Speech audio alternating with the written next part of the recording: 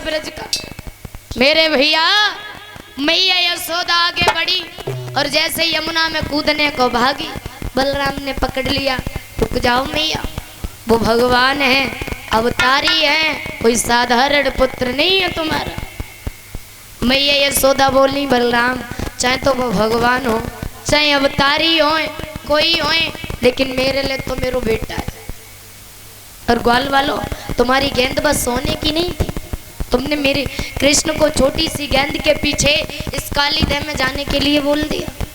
और जो एक बार इस काली दह में चला गया वो कभी वापस लौट के नहीं आया। मैया रो रही थी। इधर भगवान कन्हैया पहुंच गए। देखा दूर से आता हुआ कालिया नाग सो रहा था, नागिनियां जाग रही थी। एक नागिनी कहने लगी, देख ले बहना कितना सुंदर काऊ को बेटा है रो। दूसरी बोली, आए तो रो लेकिन जना पतो आए कहाँ रो। आगे बढ़ के गई एक नागिनी और जाकर के बोली, सुनो बेटा कहाँ जा रहे हो, मरने के लिए आए हो क्या, लौट जाओ। सौभाग्य तुम्हारे जो हमारे पति महाराज सो रहे हैं, अगर जग रहे होते ना तो अब तक तो तुम्हारा राम नाम सत्य हो गया होता। कन्हैया बोले, क्यों, मेरी गेंद गिर गई है, मैं तो अपनी गेंद लेने आया हूँ। बोले, बेटा यह गेंद तुम्हें नहीं मिलने की है, लौट जाओ।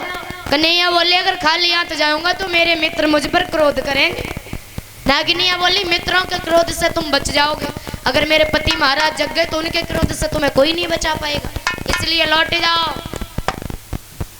भगवान कन्हैया कहने लगे, क्यों गार ले नागिनी, बहुत देर हो गई तुम्हें पति की रागिनी सुनाते सुनाते, एक बात सुनो मेरी।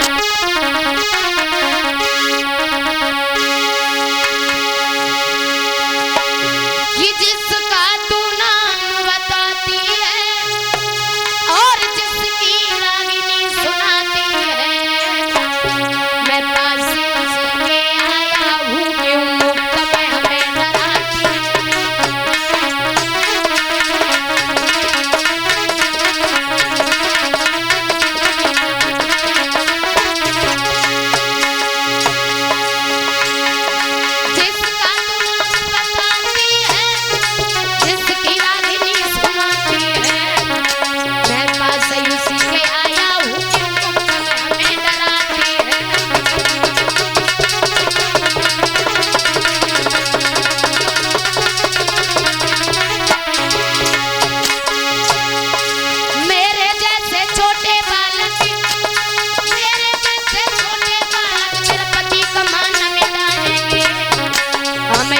मुरली वाले हैं और मुरली यही बजाएंगे।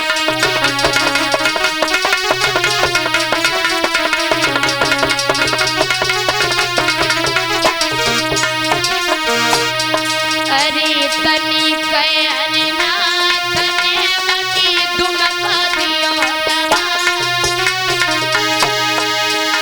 अरे फुसकारी बनता हुआ उठाना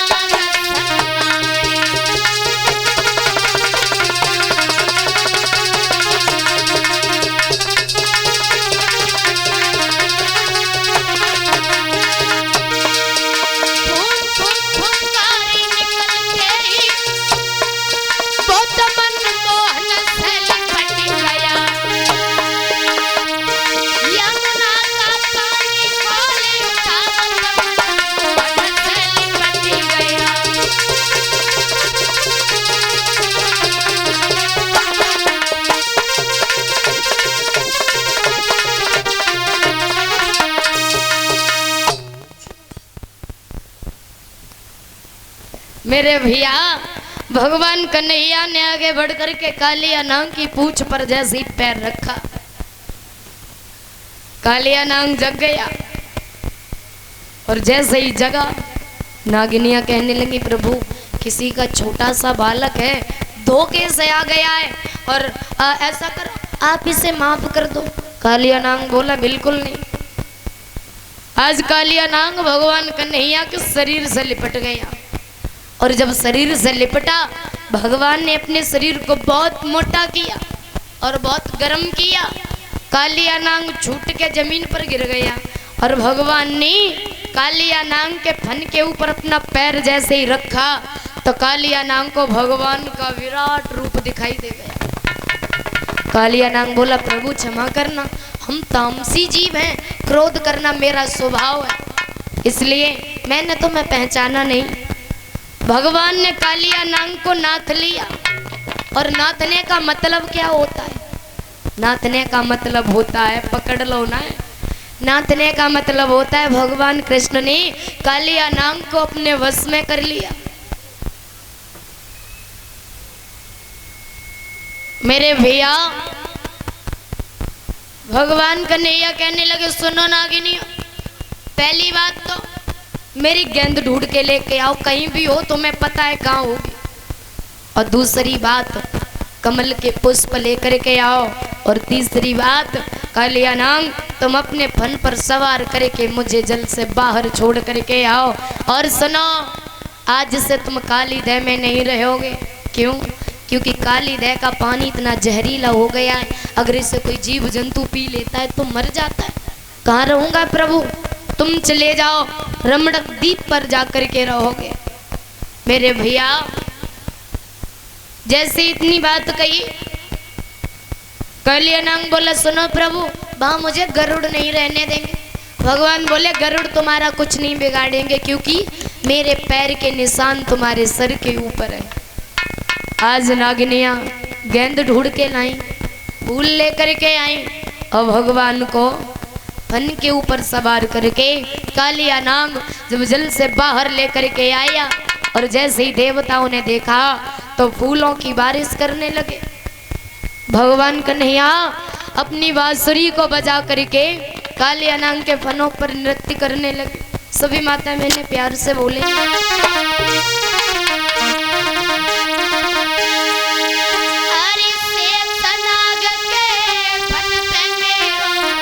और नाचे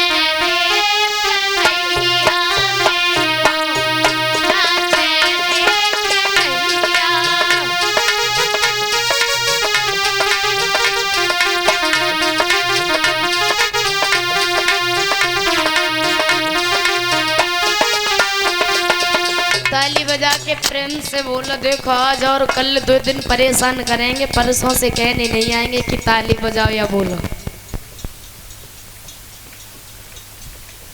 भैया लोग आप भी ताली बजा लो, और जो पीछे हमारे भैया लोग खड़े, आप लोगों से निवेदन है कि आप लोग बैठ जाओ।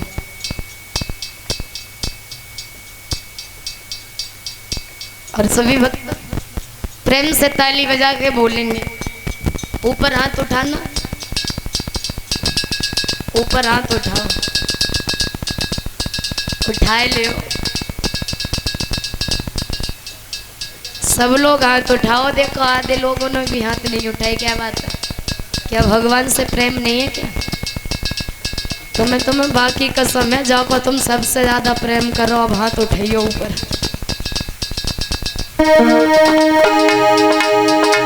अरे से